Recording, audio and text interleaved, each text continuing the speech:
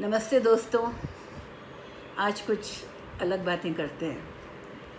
आप लोगों को पता ही है कि 14 फरवरी का दिन वैलेंटाइन डे होता है और ज़्यादातर सभी लोगों को इसके बारे में कुछ ना कुछ पता है।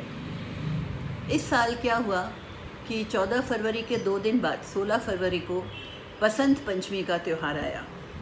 मैंने जब इधर उधर थोड़े लोगों से पूछा तो मुझे पता चला कि ज़्यादातर लोगों को इसके बारे में कुछ मालूम ही नहीं है। तो मैंने सोचा कि मैं अपने वीडियोस के द्वारा थोड़ी बहुत अपने समाज के तौर तरीके, रीत रिवाज, त्योहारों के बारे में भी थोड़ी बात जानकारी देती हूँ।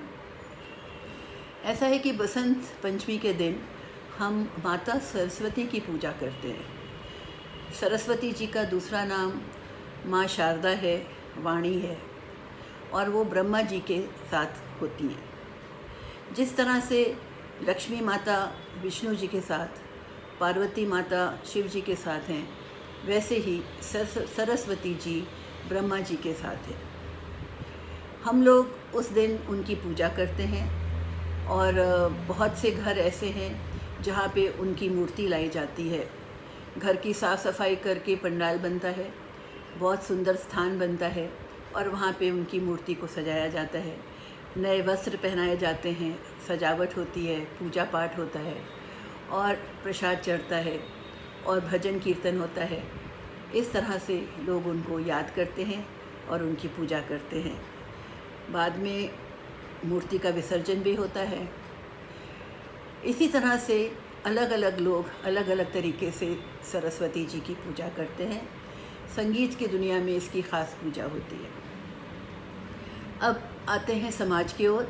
तो दोस्तों, ये दिन इतना ज़्यादा शुभ माना जाता है कि जहाँ पे शादी की बात होती है, लगन की बात होती है, आपको पता है जब लगन होना होता है तो लोग मुहूर्त निकालते हैं, किस दिन का दिन शुभ है, कौन सा समय शुभ है।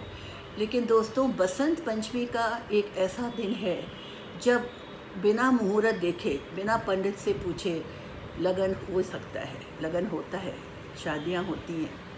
इतना शुभ दिन माना जाता है बसंत पंचमी का।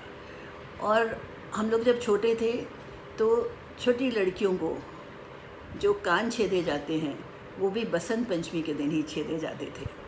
अच्छी खासी दावत होती थी, सुनार आता था और जो घर की छोटी बालिकाएं होती थीं उनके कान में सुनार सोने के तार से छेद करता था और उसको घुमा के बाली बना देता था। ये भी एक इस त्यौहार की खासियत होती थी। वैसे तो बहुत सी बातें हैं, पर अंत में यही कहूँगी कि बसंत पंचमी के दिन सब लोग पीले रंग के कपड़े पहनते हैं और बहुत उल्लास होता है, खुशियाँ होती हैं और माँ सरस्वती जी की पूजा ज़रूर होती है। और भी बातें करेंगे अगली बार। नमस्ते।